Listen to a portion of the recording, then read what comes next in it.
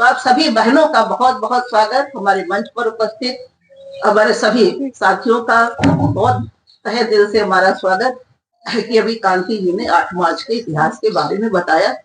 8 मार्च केवल अंतर्राष्ट्रीय महिला दिवस ही नहीं, ये हमारे संघर्षों का और संघर्ष के बाद उनकी उपलब्धियों का, उनको याद करने का दिवस है।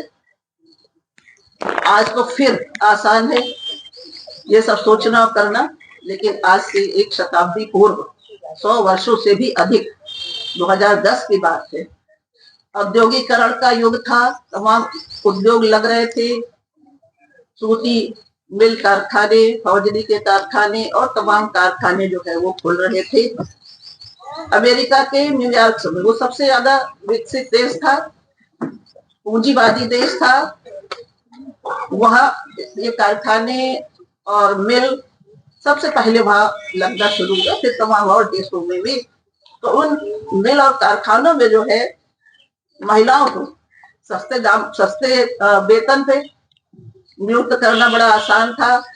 महिलाओं को बड़ी संख्या में वहां नियुक्तियां हुई, लेकिन ना तो उनके काम के भी बताया तो उसको नहीं दोहराएंगे, ना तो उनके काम के घंटे तय थे, न वेतन तय था, न कोई सेवा सुरक्षा थी। 16-16, 18-18 घंटे काम लिया जाता था, यानी उत्पीड़न की बिल्कुल पराकाष्ठा हो गई थी। अत्याचार बिल्कुल चरम पर हो गया था उन महिलाओं ने। तो ये उनके संघर्षों को याद करने का दिन है कि किस तरीके से उन महिलाओं ने कि अब हमें आवाज उठानी है, अब हमें बहुत दिन तक ये शोषण और अत्याचार नहीं सहना है, हमें इसके खिलाफ संगठित होना है। तो सबसे बड़ा शब्द जो संगठित है, बहनों एक साथ मिल के, एक साथ एक होके, उसी को संगठित बोलते हैं। एक साथ उठ के आप बड़ी बड़ी चीजों की लड़ाई लड़ सकते हैं। सवाल इसका है कि हम एक साथ एकजुट हो, तो एक साथ अपनी एकता एकजुटता के बल पर उन्होंने कहा कि नहीं, अब पराकाष्ठा हो गई, हमें जो है अपनी आवाज उठानी है। सड़कों पे निकली, जुलूस निकाले, तमाम अत्याचार भी उनके ऊपर हुए, लाठी डंडे गुंडों के द्वारा अत्याचार जिस तरीके का मालिक लोग करते हैं, और पूंजीवादी सत्ता और उद्योगपतियों और धंधा सेठों के खिलाफ, पूंजीपतियों के खिलाफ ये आंदोलन चलाना था। जो उद्योगपति थे बड़े बड़े, उनके खिलाफ ये आंदोलन चलना एक बड़ी बात थी कि उनके खिलाफ वो संगठित हुई और उनके खिलाफ जो है उन्होंने जबरदस्त आवाज उठाई कि अब हम अत्याचार नहीं सहेंगे।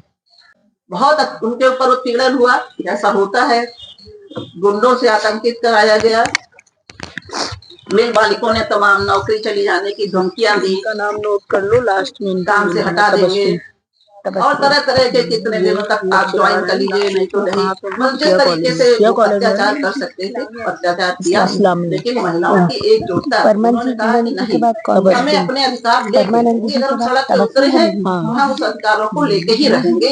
और उन्होंने इसकी जबरदस्त आवाज उठाई, आंदोलन लंबा चला, लेकिन अंततः जो है ये बड़ी बड़ी सफलता थी महिलाओं की कि उन्हें वो अधिकार मिले।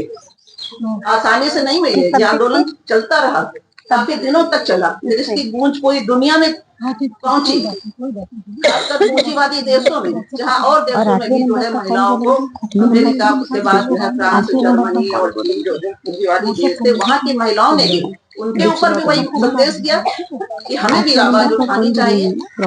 उन्होंने भी जो है इसके लिए संगठित होकर आवाज उठाई और फिर आंदोलन बढ़ता चला गया। अंततः महिलाओं ने अपने हकों को प्राप्त करके अपने हकों को हासिल किया, और जो जो उनकी मांग, केवल ये वहीं से नहीं खत्म हुआ, ये तय हुआ कि कौन सा एक दिन इस तरीके का तय होना चाहिए। तो उसके लिए अभी कांति ने बताया कि क्लेरा जेटकिन, फिर बनना ठीक है, जिन्होंने ये हुआ कि एक दिन महिलाओं का होना चाहिए, जर्मनी की महिला थी, और उसने कहा कि जो हम लोग मनाते हैं तो कोई एक दिन ऐसा हो जाए जिससे कि जो हमारे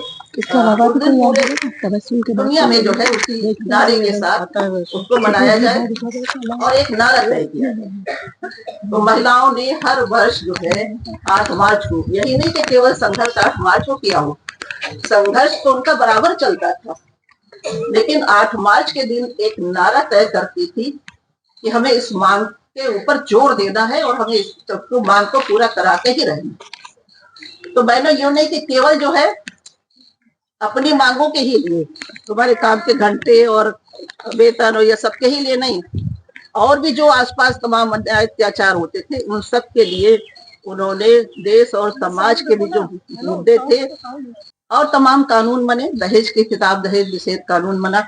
वो आवाज जब और दुनिया में गई तो तमाम देशों में भी, हमारे भारत में भी जो समस्याएं थी उस समय की, तो उसमें तमाम मांगे धीरे धीरे महिलाओं से जुड़ी हुई। इसके साथ साथ जो है दुनिया में कैसे शांति स्थापित रहे, विश्व जो युद्ध हुआ है 39 से 41 के बीच में, उसके बाद महिलाओं ने उस बार ये तय किया कि हमें ये इस साल ये नारा देना चाहिए कि जो है तीसरी जंग अब नहीं लड़ी जानी चाहिए दुनिया में, अब तीसरे विश्व युद्ध नहीं होना चाहिए। इस नारे को लेकर, यानी देश समाज के जो नारे थे उनको लेके भी महिलाएं सचेत थी, किस तरीके से आपसी एकता रहे, भेदभाव न हो, दुनिया में शांति स्थापित हो, युद्ध ये लड़े जाए, क्योंकि युद्ध से ही सबसे ज्यादा जो हानि महिलाओं की ही होती है। तो ये सारे मांगों को लेकर जो है लगातार जो है महिलाओं के संघर्ष चलते रहे और पूरी दुनिया में उनकी जो अलग अलग जो समस्याएं थी उनके ऊपर भी किया गया, महंगाई के सवाल पर भी, महिला हिंसा के लिए कानून बने, महिला सुरक्षा के लिए कानून बनाए गए, बलात्कार के संबंध में कानून बने। ये सब ऐसे ही नहीं हुआ, ये हमें सरकार ने ऐसे ही परोस के नहीं दे दिया थाली पे, इसके लिए महिलाओं ने बड़ी लड़ाई लड़ी। आज हमें मालूम है कि क्या हमें चीजें मिल रही हैं, लेकिन इसके लिए बहुत बड़ी लड़ाई लड़नी लगी कि किस तरीके से जज की छुट्टी, जब बच्चा होता है वो काम करती है तो वेतन सहित उनको अवकाश दिया जाए। पहले 1 महीने का था, फिर 3 महीने का हुआ, फिर ये हुआ कि नहीं 6 महीने बच्चे को फीड कराने की जरूरत होती है, बच्चे को माँ का दूध चाहिए, तो उसका भी हुआ। इसके बाद किस तरीके से छुट्टियां बच्चों को पालन करने के लिए तमाम सारी, इसके साथ साथ जो है जो काम करती थी उनके लिए वर्किंग वुमेन हॉस्टल यानी कामकाजी महिलाओं के लिए छात्रावास, हमने खुद ही देखा, चाहे बीएसएनएल था, चाहे अफसराल था, बहुत जगह जाके देखा कि उनके यहाँ कैंटीन है। महिलाओं ने मांग की कि हम दिन भर यहाँ रहते हैं, एक कैंटीन की व्यवस्था होनी चाहिए ऑफिस में, कैंटीन की व्यवस्था उन लोगों ने कराई। इसके साथ साथ शिशु गृह, बच्चों को कहाँ छोड़ें, शिशु गृह की स्थापना कार्यस्थल पर हुई, कार्यस्थल पर शोषण न हो इसके लिए भी कमेटियां बनी कि वहां एक कमेटी हो जहां महिला जाके अपनी शिकायत कर सके। हर क्षेत्र, हर स्कूल, हर कॉलेज, सबके लिए जो है वो हुआ और कराया उन्होंने। ये बात अलग है कि इनका कितना पालन हुआ है, सब जगह कहीं हुआ है, कहीं नहीं भी हुआ है। तो इस तरीके से महिलाओं ने अपनी संघर्षों से जो कुछ पाया है वो पाया है बहनों। लेकिन आज हमारे सामने जो है, जो हमारी उपलब्धियां हैं, जो हमने हासिल की है, बड़े संघर्षों से हासिल की है, उन उपलब्धियों के छीनने की स्थिति आ गई। जो भी हमने हासिल करा है, लड़ाई लड़ी है उसके लिए, क्योंकि ये सरकारें जो है अपने जिम्मेदारियों से मुक्त होना चाहती और हर क्षेत्र को निजी क्षेत्र में पूंजीपतियों के हाथ में जो है वो सौंप रही है। बड़े बड़े उद्योग, बड़े बड़े कारखाने सब उद्योगपतियों के जो है हवाले औने पौने दामों में बेच दिए जा रहे हैं। अडानी, अंबानी और तमाम धन्ना सेठ जो है वो उनकी संपत्तियां बढ़ती चली जा रही है, दिन दूनी रात चौगनी हो रही है, इतनी सत्या। और हमारे जो गरीब है उनकी आमदनी बहुत कम हो रही। तो ये हमारे सामने कितनी बड़ी चुनौती है कि हमारा जो है जो अधिकार थे वो छीन रहे हैं। हमारी महिलाओं ने, हम उन संघर्षों को याद करके अपने संघर्षों की जहाँ लड़ने की बात करते हैं वहां हम देख रहे हैं कि हमारी जो है उपलब्धियां थी वो छिन रही हैं, बहुत सारी चीजें। अब जब स्कूल, कॉलेज और ये इनमें सरकारी नियम नहीं होंगे, पूंजीपति अपनी मर्जी से जो है जितना चाहेंगे उतना वेतन देंगे, जितना चाहेंगे उतने घंटे जो है वो काम करेंगे। तो इस तरीके से हमारी जो तमाम उपलब्धियां थी, एक ही दो नहीं, जितनी भी चीजें हमने हासिल की थी वो सब में जो है उस पर, तो हमारे सामने चुनौतियां बहुत है। हमारे सामने महंगाई का सवाल है, भयंकर महंगाई है, खाने पीने की चीजें भी सब जो है जरूरत से ज्यादा महंगी होती चली जा रही हैं। अब लोग अपने बच्चों को अच्छी शिक्षा नहीं दे सकते। यही हमारी 2 बच्चियां बैठी हुई थी, क्यों पढ़ाई छोड़ दी, क्योंकि फीस नहीं थी जमा करने की। हमने उनसे कहा कि नहीं बताना चाहिए था। तो इस तरह 1-2 नहीं है, यानी कितने बच्चे हैं जो अपने माता पिता उनकी शिक्षा की व्यवस्था नहीं कर पाते। सरकारी स्कूलों का बहुत बुरा हाल है। इस तरीके से बेरोजगारी, भयंकर रूप से बेरोजगारी बढ़ रही है। हमारे सामने बहुत बड़ी चुनौती है कि हमारे नौजवान जो है वो भटक रहे हैं, इधर उधर जो है नौकरियों के लिए कितने चक्कर काट रहे हैं और बार बार फॉर्म भरते हैं, इम्तहान देते हैं, न रिजल्ट का पता है, न कहीं वैकेंसी निकल रही है। तरह तरह से भटक भटक के जो है वो परेशान हो रहा है। बहुत से तो नौजवान आत्महत्या करने के लिए बाध्य हो रहे हैं। हमारे बहनों को भी यह है कि हमारी बिटिया को पढ़ा दें, अपने पैरों पे खड़ी हो जाएगी। हम अपनी चाहते हैं हमारी बिटिया, उसको भी है कि हम अपने पैरों पे खड़े हो जाए, लेकिन जब पढ़ती है इसी तरह से जुगाड़ करके और पढ़ लिख के तैयार होती है तो भी वो उसकी जो है ये तमन्ना पूरी नहीं हो पाती है कि कहीं वो अपने आप और कहीं काम करे किसी उसमें, तो 1000, 1200, 1500 दिन दिन भर काम कराएंगे, वो मिलते नहीं। नौजवानों का भी इसी तरह से रोजगार का हाल है। तमाम जहाँ पे आजकल तमाम सब क्षेत्रों में वो लेके और कंपनियों में जो ऑनलाइन कंपनियां चल रही हैं और अमेजॉन और जोमेटो, कितनी कितनी कंपनियां हैं, उनमें क्या मिलता है उनको? उन्हीं में उनकी नौकरी चल रही, उसी में वो अपनी दिन जो है जिंदगी गुजार रहे हैं।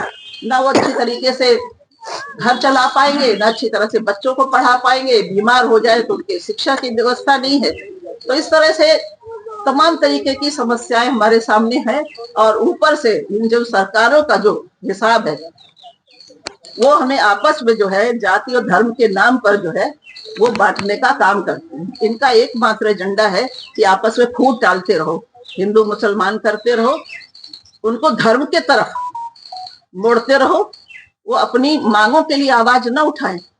अभी कोई धार्मिक कार्य होगा, कोई बाबा आ जाएंगे, कोई प्रवचन होने लगेंगे तो उनके पीछे जो है हजारों लाखों की भीड़ होने लगती है। लेकिन हम लोगों को महिलाओं को बुलाने के लिए बार बार फोन करना पड़ता है, बुलाना पड़ता है।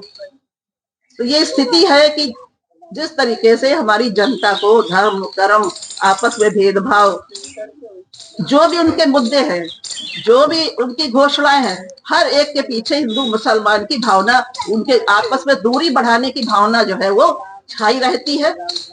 वही उनका उद्देश्य है कि इसी सब में ये लगे रहे और वो केवल भाषणों से जो है वो गुजर करते रहे। केवल भाषण दे दे के कि हम 2 लाख नौकरियां देंगे, 2 करोड़। जब चुनाव जीतना था, चुनाव में आना था तो हर साल 2 करोड़ नौकरियां देंगे। याद है कि मोदी जी का नारा था कि हम 2 करोड़ रोजगार महिला युवाओं को देंगे, हम अच्छे दिन ले आएंगे। अच्छे दिन आए क्या? किसके अच्छे दिन आए बताओ भाई? उन्हीं लोगों के अच्छे दिन आए जो सत्ता का भोग कर रहे, जिनके मुकदमे भी चल रहे थे तो वापस हो गए। तो किसके लिए अच्छे दिन आए? बहुत हुई महंगाई की मार। अब की बार मोदी सरकार कहाँ, वो न महंगाई दूर हुई है, न बेरोजगारी दूर हुई है। हर चीज का, हर जहां जाए वहां पर जाके उन्होंने ऐसी ऐसी जो है लोगों को भ्रमित किया है। लेकिन एक काम के नाम पर केवल जो है हर मस्जिद के नीचे मंदिर जोड़े जा रहे हैं। कहाँ मस्जिद है, कहाँ मंदिर था, उसकी खुदाई करो। एक नए नए मुद्दे छेड़कर राम मंदिर बन गया, ठीक है, लोगों की श्रद्धा। अब राम के बाद जो है फिर काशी, फिर मथुरा, उनके यही मुद्दे चलते रहते हैं और इसी में वो जनता को पूरी भ्रमित करते रहते हैं कि किसी तरह जनता उन्हीं पर लगी रहे। उन्हीं पर आकर जो है जो भी आयोजन किए जाते हैं, कुंभ का भी आयोजन कांति जी ने बताया, उसके पीछे भी यही इतना प्रचार प्रसार किया गया। प्रचार और प्रसार, सारे प्रचार माध्यम उनके पास है। हम लोग कुछ भी करें, किसी तरीके का आयोजन करें, यहाँ से वहां तक, अभी महिलाओं का जुलूस लेके जाएंगे तो पुलिस आके पता चल जाएगा, तो आके पुलिस आके यहाँ पर रोकथाम के लिए आ जाएगी। लेकिन वहाँ हजारों लाखों की संख्या में, चाहे जहाँ अभी तमाम विसर्जन वाली मूर्ति विसर्जन के जुलूस यहाँ से निकलते हैं, इतनी सड़क जाम रहती है, निकलना मुश्किल हो जाता है। इनको पता नहीं कैसे परमिशन मिल जाती।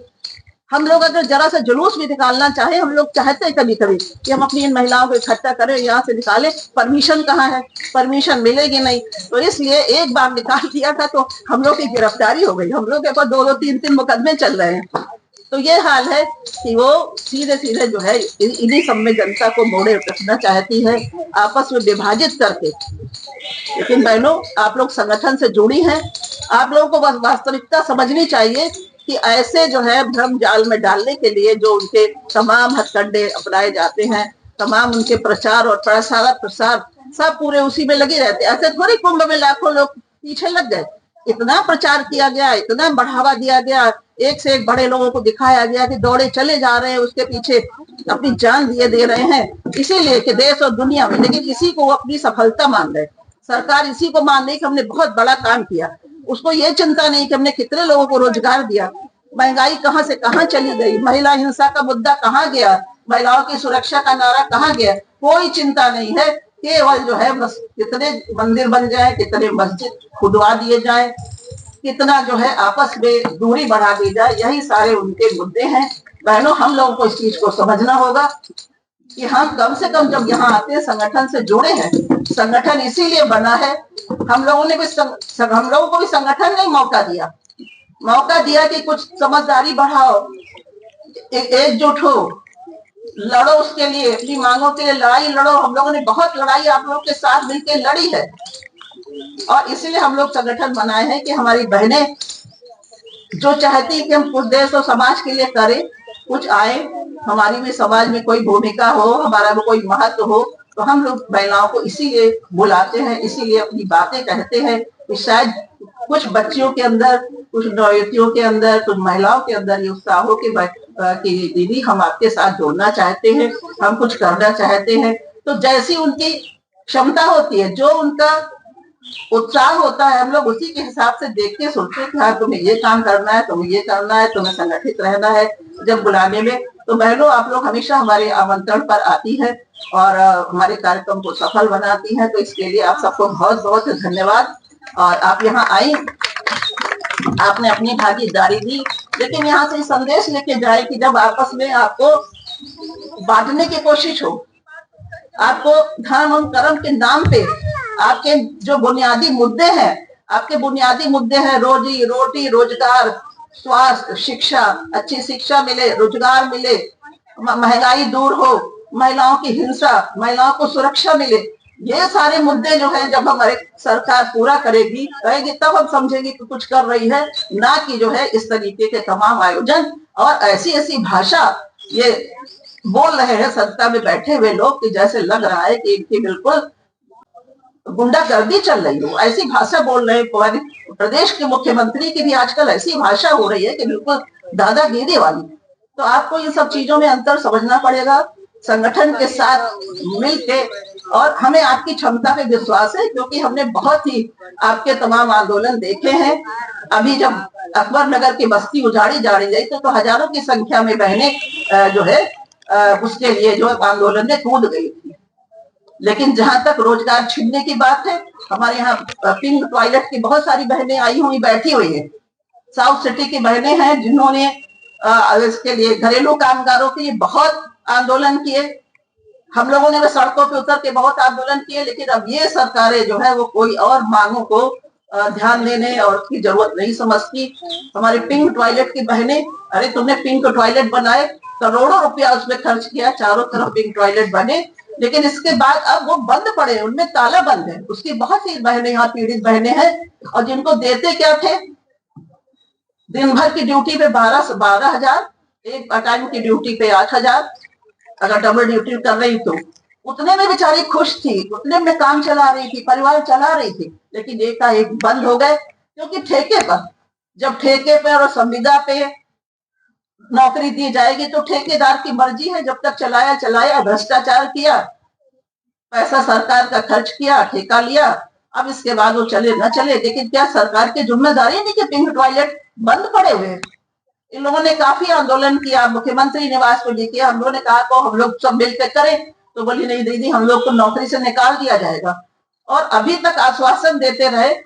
दूसरी बार जब ये अब चुनाव चुन के आए सरकार तो लोग मिलने गई तो आश्वासन दिया गया, लेकिन आज तक वो पिंक टॉयलेट नहीं खुले। जो बनने पे करोड़ों रुपए लगे वो भी गए, जहाँ महिलाएं नौकरी कर रही थी उनकी भी नहीं पूरी हुई। इस तरह से तमाम जो जगहों पे जो महिलाएं कर रही थी उनके रोजगार छीन गए देने के बजाय। तो ये स्थितियां हैं, हमें ये सारी स्थितियों को समझना चाहिए कि आखिर जिस सरकार को हमें देना है उनसे क्यों छीन रही है, क्यों बनाए गए थे, क्यों हमें रखा गया था, जो हमें वहां से निकाल फेंकना था। महिलाओं को सुविधा थी, बीच में पिंक टॉयलेट बने थे, उनको महिलाएं इधर उधर से जाती थी कुछ थी तो उनको जाने के लिए सुविधाएं थी, लेकिन नहीं। तो इस तरीके से बहुत सारी ऐसी चीजें हैं जहां पर सरकार की वजह से हमारी स्थितियां इतनी बिगड़ गई है, इतनी खराब हो रही है कि आज हम इतने हालात बदतर चले गए हैं कि हमारा जीवन अत्यंत दुर्भर हो गया है रहना। तो ये हमें सोचना पड़ेगा कैसे हमारे जीवन में खुशहाली आए, क्या हो, क्या सरकार से हम उम्मीद करते हैं कि वो हमारी मांगों को पूरा करेगा। खाली 5 किलो गेहूं देके, 5 किलो राशन देके वो हमको बहलाती रहेगी। जब हमारे वोट का टाइम आएगा तो आप लाडली बहना बन जाएगी, आपको लाडली बहन बनाया जाएगा, और क्या नारे आ जाएंगे, मैया योजना आ जाएगी। इसके बाद फिर हो गए चुनाव, फिर ठीक है, फिर लाडली बहना रहेगी कि नहीं, ये अलग की बात है। तो इन सारे सवालों पे आपको सोचना पड़ेगा कि आखिर जिस सरकार को हम सत्ता पे पहुंचाते हैं अपने वोट से, उसने मेरे लिए क्या किया। हमें अपने लिए तो उसने जो है प्रयोग किया, वोट लिया, लेकिन इसके बाद हमारी क्या स्थिति है, क्या स्थिति हो रही है, ये सारे सवाल है जिनको महिला संगठन लगातार उठाता रहा है। आपके बीच में भी ये मुद्दे आए हैं और आप इन पे जरूर ध्यान देंगे, और कभी आंदोलन होंगे किस तरीके से तो फिर आप जो है बराबर साथ देती रहेगी, और हम आप लोगों के सवालों को उठाए रखने का, कोई भी सवाल होगा उसका। हमने कहा कि पिंक टॉयलेट वालों को हम लोग कुछ करें, लेकिन उन लोगों ने खुद ही मना कर दिया। घरेलू कामगारों के लिए हम लोग ने बहुत आंदोलन किए, तमाम जाके सरकार से जाके मिले, डेलीगेशन मिला, लेकिन आज तक उनके लिए कोई कानून आज तक नहीं बनाया गया। बहनों, इन्हीं शब्दों के साथ जो है हम आपसे बहुत टाइम दे दिया।